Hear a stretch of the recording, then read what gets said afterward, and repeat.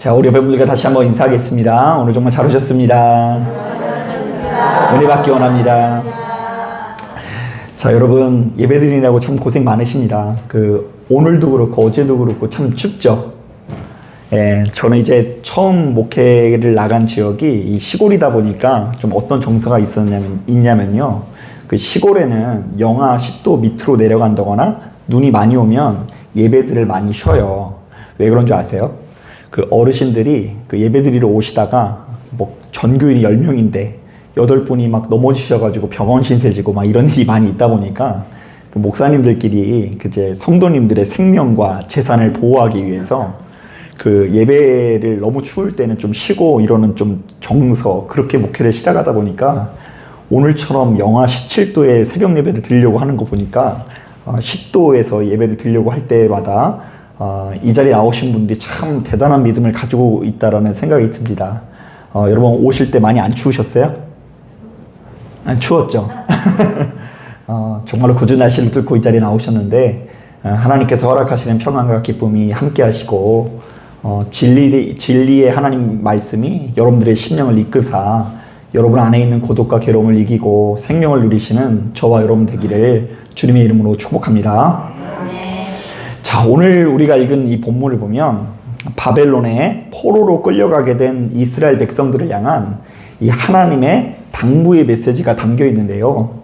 자, 더 정확하게 말하면 그들이 척박한 환경 속에서도 끝까지 살아남을 수 있는 비결을 소개하고 계십니다. 사실 지금 이스라엘 백성들은 그다지 상태가 좋지 못하거든요. 자, 거룩한 도성 예루살렘은 완전히 무너졌고 모든 백성들은 사방으로 노예로 끌려가게 되었습니다. 자, 그러니까 그들은 망해도 보통 망한 것이 아니라 그야말로 기둥뿌리 하나 남지 않고 쫄딱 망한 것이죠. 자, 그렇다면요, 바로 이런 상황 속에서 이스라엘 백성들은 하나님께 어떤 응답이 내려오기를 기다렸을 것 같아요? 자, 제가 말씀을 준비하면서 곰곰이 생각해 봤더니 3가지 기도 제목이 떠오르더라고요. 첫째, 자, 너는 잠자코 기다리기만 해라. 내가 반드시 너와 함께해서 너가 이전보다 훨씬 더 부자가 되게 하리라. 이런 응답을 기대할 것 같죠? 왜요? 다시 고국으로 돌아가서 예루살렘 성전을 지으려면 뭐가 필요해요? 돈이 필요하니까 하나님께서 내게 돈을 주실 것에 대한 약속이 필요합니다. 자, 그런가 하면 이런 응답을 받으면 참 좋을 것 같아요. 얘들아, 걱정하지 말아라. 내 시작은 미약하였으나 내 나중은 심히 창대하리라. 자, 왜 이런 응답이 필요해요? 지금 자신들이 보아도 자신들의 인생이 초라하니까 이후에는 훨씬 더 나아질 것에 대한 어떤 응답을 받았으면 좋겠다라는 생각이 들어요. 자, 그리고 마지막으로 이런 응답이 꼭 필요할 것 같은데요. 얘들아, 걱정하지 말아라. 내가 너희와 함께해서 큰 군대를 보내주어서 바벨론 저 원수들을 내가 무찔러 줄게. 이런 응답이 필요할 것 같다라는 생각이 듭니다. 자, 그런데 정작 우리 하나님께서는 이스라엘 백성들에게 아주 이상한 응답을 하고 계신데요. 자, 먼저 우리 다 같이 7절 말씀 같이 한번 읽어보겠습니다. 시작.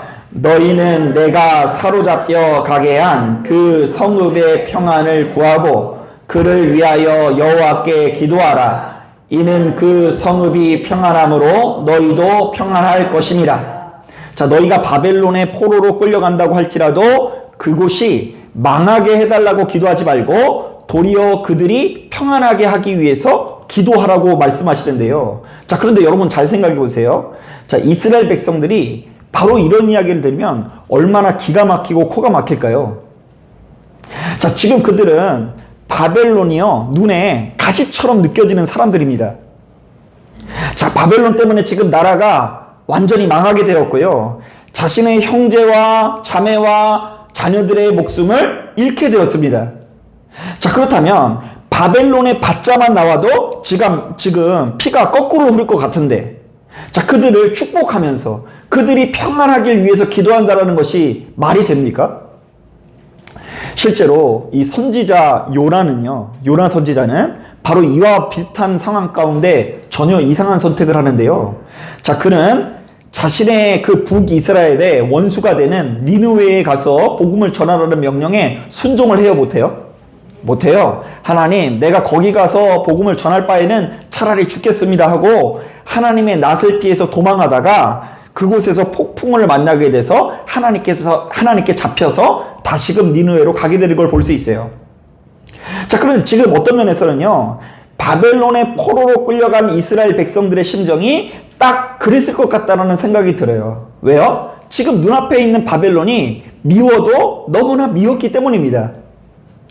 자, 그런데 하나님께서는 이스라엘 백성들에게 왜 이렇게 말도 안 되는 명령을 하시는 것일까요? 자, 아주 간단합니다. 이스라엘 백성들이 끌려간 바벨론의 성읍들이 정말로 그곳이 평안해야지만 그곳에 거주하는 이스라엘 백성들도 평안할 수가 있기 때문입니다. 자, 니느웨가 평안해야지 그곳에 살고 있는 몇 명 되지 않는 이스라엘 백성도 평안할 수 있고요. 자, 바벨론이 평안해야지만 그곳에 살고 있던 이스라엘도 평안할 수 있으니 너희도 그곳에 가서 괜히 이 미움에 사로잡혀서 씩씩거리면서 이곳저곳에 시비 들며 살지 말고 바벨론 성읍 안에서 평안하기를 위해서 기도하고 가는 곳곳마다 복을 빌어주는 사람이 되라고 권면하고 있어요. 자, 마태복음 13장을 보면 바로 이러한 영적인 원리가 잘 담겨져 있는 말씀이 있는데요. 바로 곡식과 가라지의 비유입니다. 자, 어느 농부가 분명히 자기 밭에 좋은 씨만을 뿌렸는데, 자, 희한합니다. 그 밭에 뭐가 같이 자라요? 가라지가 같이 자라요. 농부가 심지도 않는 가라지가 자라요. 자, 그러자 그 집에서 일을 하는 종이 와서 건의를 합니다. 주여, 우리가 가서 저 가라지를 뽑겠습니다. 자, 하지만 주인이 말합니다. 가만두라. 가라지를 뽑다가 곡식까지 뽑힐까 염려가 되는구나. 자, 실제로 그들이 지었다라는 농사 방식을 보니까 그럴만도 해요. 우리는 다 기계가 심고 이렇게 딱 정돈이 돼 있어서 그 논 같은 데도 이렇게 조금 이렇게 헤쳐가지고 이렇게 뽑는 거 일도 아닌데요. 걔네들은 그냥 씨앗을 대충 뿌리거든요. 그러니까 이 밭이나 논에 길이 없어요. 그래서 풀 뽑으러 들어갔다가 죽이는 게 더 많을 것 같으니까 이 건들지 말라는 이야기를 하는 거예요. 자, 한치 앞을 모르는 우리들은 그저 우리의 눈앞에 있는 원수가 망하고 응징하는 상상만을 하죠. 자, 그런데 하나님께서는 원수의 응징보다 당신의 백성 이스라엘의 생명과 안위를 귀하게 여기시고요. 자, 바로 이런 관점에서 악인을 향한 심판과 추수는 속히 오지 않고 뒤로 미뤄질 수밖에 없었다라는 것을 이 비유를 통해서 말씀하시는 것입니다. 자, 그런데 저도 이 말씀을 준비하면서 문득 생각나는 청년이 있는데요. 자, 이 청년은 아주 오랫동안 다니던 직장이 있었는데요. 자, 이 직장은 모든 면에서 안정적이고 좋은 직장이었지만 딱 한 가지 마음에 안 드는 것이 있었다고 합니다. 바로 그 회사의 사장님입니다. 자, 이 청년이 볼 때 이 사장님이 어찌나 무능력하고 일처리 속도가 느린지, 자, 이 사장님을 보면서 아주 오랫동안 마음고생을 하게 됩니다. 자, 그래서 한 번은 저에게 이런 고민들을 털어놓길래 제발 그러지 말고 온유한 태도로, 감사한 태도로 이 회사를 다니라 이렇게 권면했는데요. 이 청년이 그 말을 들었을까요? 안 들었을까요? 어떻게 하셨어요? 자, 제가 그렇게 권면을 했음에도 불구하고 그게 그렇게 안 되더라고요, 사람 마음이. 자, 그 후에도 툭 하면 이 사장님을 미워하는 마음 때문에 시달리다가 나중에는 자기도 모르게 기도를 하는데요. 어떤 기도를 하고 있냐면, 하나님, 내가 다니는 직장 제발 좀 망하게 하여 주옵소서, 이렇게 기도하고 있대요. 무섭죠? 원래 여자가 하늘 품으면 어떻다고요? 예, 온열의 서리가 내리기는 법입니다. 원래 사람이 누군가를 미워하는 마음에 사로잡히면 이렇게 무서운 마음에 사로잡히기도 하는 거예요.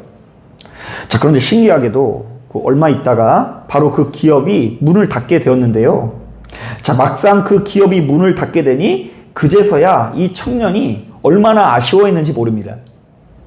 왜냐하면 막상 다른 곳에 가보니 지금껏 다녔던 그 못된 직장이 사실은 너무나 좋은 직장이었고요. 나아가서는 지금껏 모시고 있었던 그 못된 사장님도 그동안 나를 먹고 살게 해준 꽤 좋은 사장님인 것을 발견했다는 거예요. 하지만 그 좋은 직장은 이제 사라졌으니 이 청년도 그때부터 고난의 길이 시작된 것입니다. 자, 그래서 저는 그 뒤로도 이와 비슷한 고민을 하는 청년이 있으면 이렇게 조언합니다. 야, 네가 때려칠 때 때려치더라도 다니는 동안에는 괜히 불평하지 말고 너로 인해서 그 기업이 뭐 받게 해달라고요? 복 받게 해달라고 기도하라고 권면하곤 합니다. 자, 사랑하는 여러분, 우리가 바로 이것을 깨닫고 괜시리 우리에게 찾아오는 미운 다툼, 시기 질투의 감정에 사로잡히지 마시고 되도록 가는 곳곳마다 축복하고 평안을 빌어주는 사람이 되길 원합니다. 자, 바로 그때에 그 복이 우리들에게도 돌아오는 것이고 우리에게 주어진 환난을 피하게 한다는 것을 기억하시길 바랍니다. 분명히 말씀드리지만 내가 예수를 믿으니까 가는 곳곳마다 나는 내 마음대로 해도 복을 받고 우리 원수들은 내 마음에 안 드니까 무조건 망하고 괴로움을 당하는 거 절대로 꿈꿔서는 안 됩니다. 자, 하나님께서는 그런 하나님이 아니십니다. 자, 하나님께서는 이렇게 못나고 부족한 우리들을 항상 아끼고 사랑해 주시듯 우리도 역시 타인을 아끼고 사랑하면서 되도록 복을 빌어주는 사람이 되어지기를 주님의 이름으로 축복합니다. 자, 그리고 두 번째로는요. 자, 바로 이렇게 어려울 때일수록 눈앞에 보이는 사람을 의지하지 말고 하나님을 의지하라고 권면하고 있어요. 자, 먼저 우리 다 같이 8절 9절 말씀 함께 읽어볼게요. 시작. 만군의 여호와 이스라엘의 하나님께서 이와 같이 말하노라. 너희 중에 있는 선지자들에게와 점쟁이에게 미혹되지 말며 너희가 꾼 꿈도 고지 듣지 말라. 내가 그들을 보내지 아니하였어도 그들이 내 이름으로 거짓을 예언함이라. 여호와의 말씀이니라. 자, 예나 지금이나요. 사람이 어려우면 뭐 보러 가는 줄 아세요? 예, 점 보러 가요. 점 보러. 자, 이거는 뭐 믿으나 안 믿으나 똑같아요. 좀 종류만 다르고 양태만 좀 다른 것 뿐이지 사람이 어려우면 뭔가 이렇게 자신의 인생이 좀 잘 풀리게 하기 위해서 점 보러 가요. 자, 그런데 환난의 때일수록 그런데 드나들지 말라고 하고요. 심지어 내가 어떤 꿈을 꾸더라도 지나치게 의미 부여를 하지 말라고 이야기하고 있어요. 자, 그렇다면 우리는 어떻게 해야 될까요? 자, 계속해서 우리 다 같이 12절 13절 말씀 같이 한번 읽어보겠습니다. 시작. 너희가 내게 부르짖으며 내게 와서 기도하면 내가 너희들의 기도를 들을 것이요 너희가 온 마음으로 나를 구하면 나를 찾을 것이요 나를 만나리라.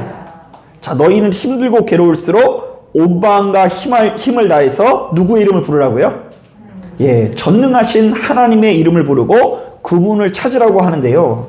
자, 바로 그렇게 우리 하나님께 온 마음을 다하려고 노력할 때에 구원의 능력이 나타난다라고 이야기합니다.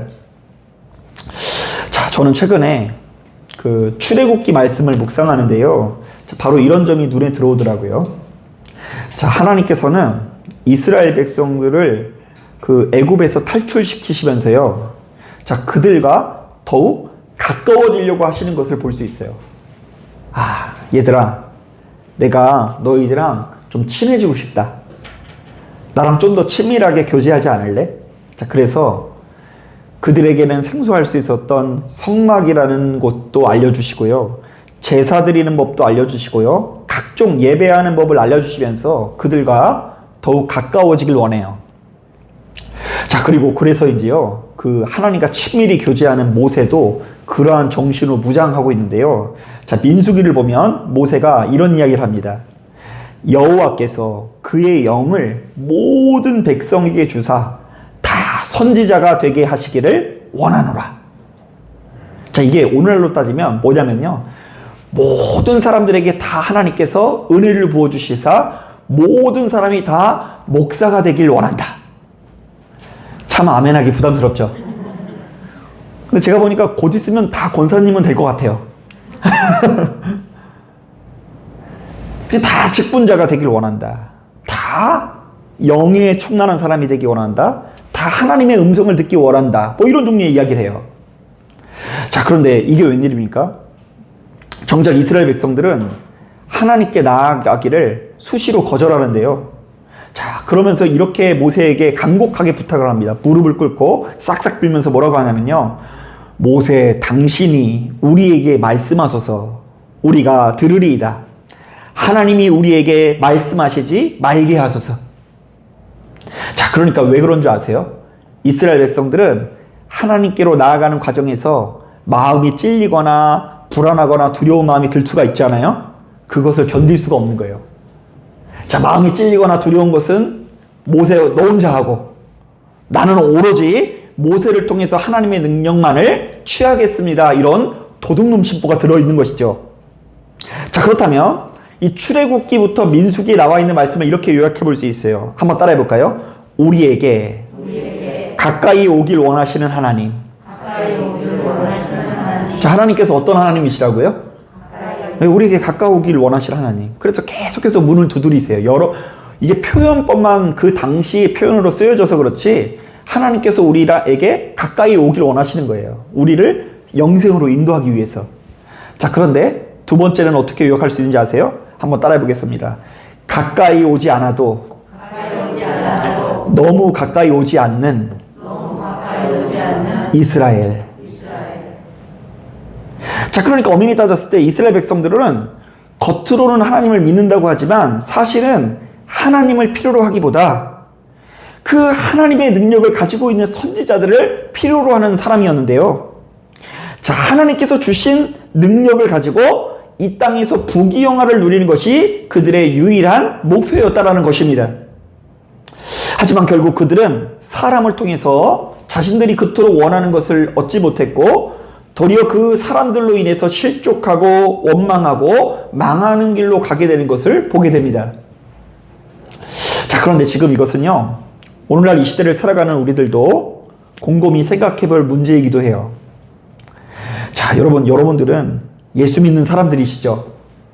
적어도 겉으로 보았을 때는, 우리가 겉으로 보았을 때는 다 똑같이 예수를 믿는 것 같아요. 그런데 나는 지금 누구를 믿는 사람일까? 자, 그리고 한 번 더 따라하겠습니다. 나는 평상시 누구와 교제를 하는 사람인가? 혹시 나도 역시 겉으로는 하나님을 믿는다고는 하지만 하나님께 나아가는 경우는 거의 없고 눈앞에 보여지는 사람에 의해서 좌지우지 되고 있는 것은 아닌지 돌아봐야 합니다. 만약 우리가 하나님을 믿는다고 하면서 하나님과 교제하는 것에는 조금도 관심이 없고 맨날 그분의 능력을 통해서 나의 어떤 이 부귀영화를 누리는 것에만 관심을 두면 우리는 결단코 큰 열매를 맺지 못할 것입니다. 자, 가만히 보면 우리들은 태생적으로 조심해야 되는 게요, 육신의 옷을 입고 있는지라 눈에 보여지는 것에 의해서 지배를 당하기 마련이거든요. 그래서 여러분 정신을 똑바로 차리지 않으면 눈앞에 보이는 이 교회 건물의 종노릇하기 십상이고요. 또한 눈앞에 보이는 목사님의 종노릇하기 십상이에요.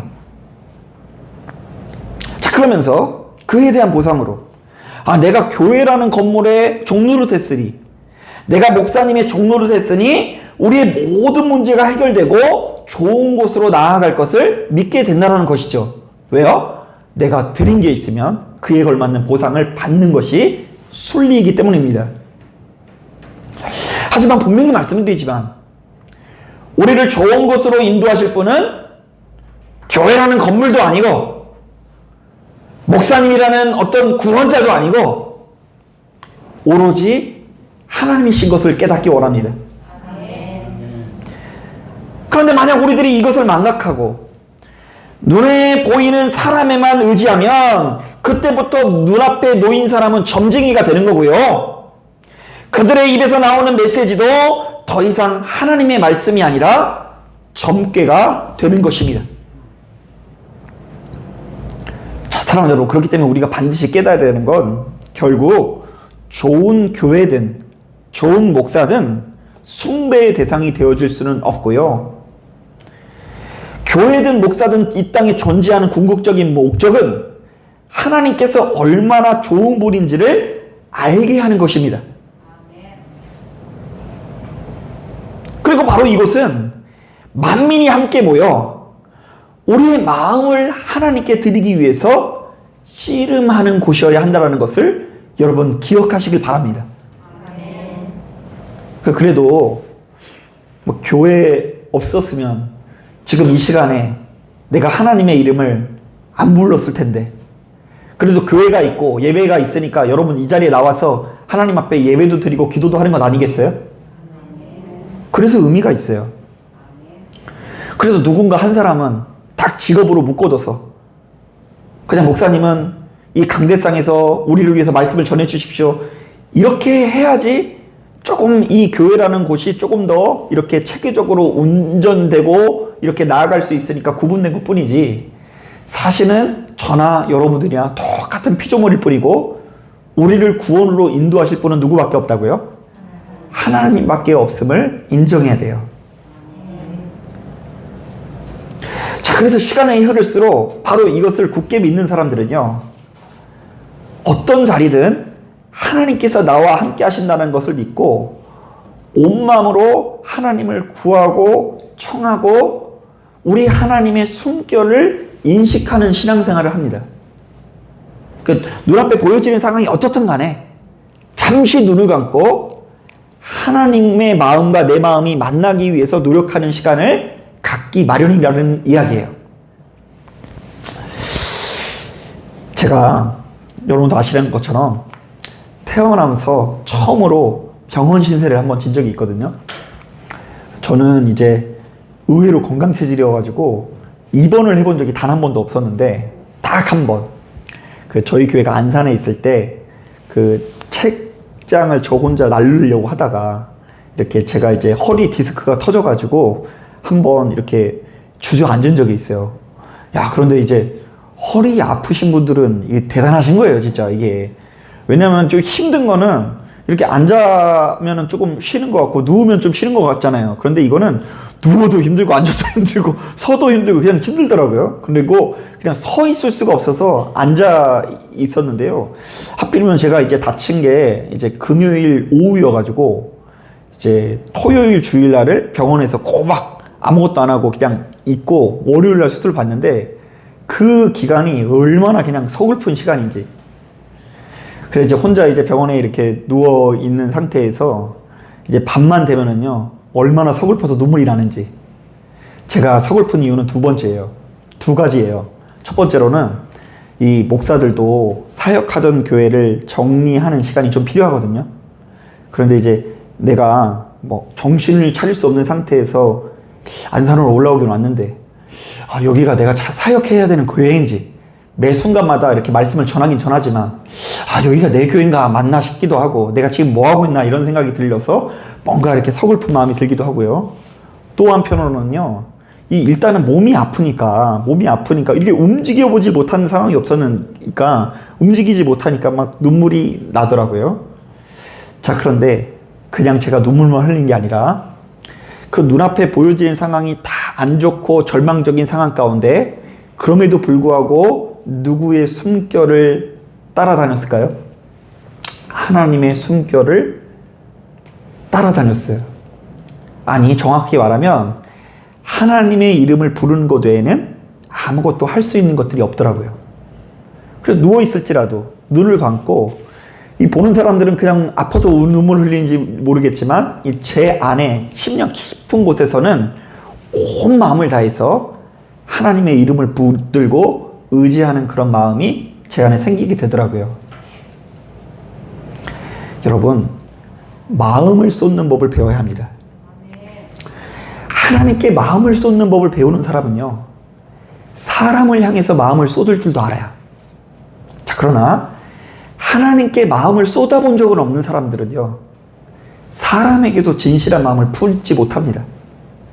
마치 바람에 나는 겨와 같이 즉흥적이고 순간적이고 잠시 잠깐의 그 자신의 유익과 만족을 누리기 위해서 이곳저곳을 유리하는 인생을 살아갈 수밖에 없어요. 그러나 하나님과 깊은 교제를 나누는 사람은 갈수록 시냇가에 심겨진 나무처럼 견고한 사람으로 바뀌어져서 주변에 갈 곳 없는 새들이 와서 깃드는 풍요로운 사람, 적과 꿀이 넘쳐흐르는 사람이 되어지는 것입니다. 그렇기 때문에 우리는 이제 눈앞에 보여지는 한두 사람을 의지하는 사람이 아니라 눈앞에 보이는 신령해 보이는 이 선지자들이나 점쟁이들에게 미혹되는 사람이 아니라 전능하신 하나님께 나아가 그 하나님을 온 마음으로 찾고 구할 수 있는 사람이 되어야 한다라고 하나님께서 말씀하세요. 자, 그런데 물론 이 말씀들을 보니까 좀 이스라엘 백성들 입장에서는 좀 서운할 것 같아요. 자, 지금 바벨론에 의해서 예루살렘 성이 어떻게 됐다고요? 무너졌어요. 이스라엘 백성들은 지금 어디로 끌려갔어요? 예, 바벨론으로 끌려가서 포로 생활을 하고 있어요. 자, 그런데 어떻게 이런 사람들한테 내가 군대를 보내주겠다 이런 말을 한마디도 안 하실 수 있어요? 내가 곡간을 풍족하게 해주겠다 뭐 이런 얘기를 해주시면 얼마나 좋아요. 우리 솔직하게 말하면 그런 응답 기다리는 거잖아요. 자, 그런 응답은 하나도 안 하세요. 그런데 끝까지 읽어보면 사실 그들이 원하는 것이 지금 제가 이야기했던 이 두 가지 겉면을 지키다 보면 반드시 찾아올 것이 약속되어 있어요. 자, 우리 14절 말씀 같이 한번 읽어보겠습니다. 시작. 이것은 여호와의 말씀이니라. 나는 너희들을 만날 것이며 너희를 포로된 중에서 다시 돌아오게 하되 내가 쫓아보내었던 나라들과 모든 곳에서 모아 사로잡혀 떠났던 그곳으로 돌아오게 하리라. 이것은 여호와의 말씀이니라. 자, 그러니까요, 회복은요 돈으로 되는 것이 아니고요, 군대로 되는 것이 아니라 하나님과의 깊은 관계, 그리고 하나님의 마음으로, 하나님의 도로 이루어지는 것이라고 이야기하는 거예요. 우리 가정이 회복되기 원합니다. 내가 가는 어떤 그 관계가 회복되어지기 원합니다. 자, 그때 우리가 할 수 있는 것은 때때로 우리의 눈에 큰 열매 보이지 않고 나는 그것을 해결할 수 있을 만한 능력이 없을지라도 하나님과 친밀한 관계 맺어질 때에 이루어진다는 것을 믿으시고 시간이 지나면 지날수록 우리 하나님께서 어떤 분이신지를 더 알게 되시는 저와 여러분 되기를 주님의 이름으로 축복합니다. 아멘. 자, 기도하겠습니다.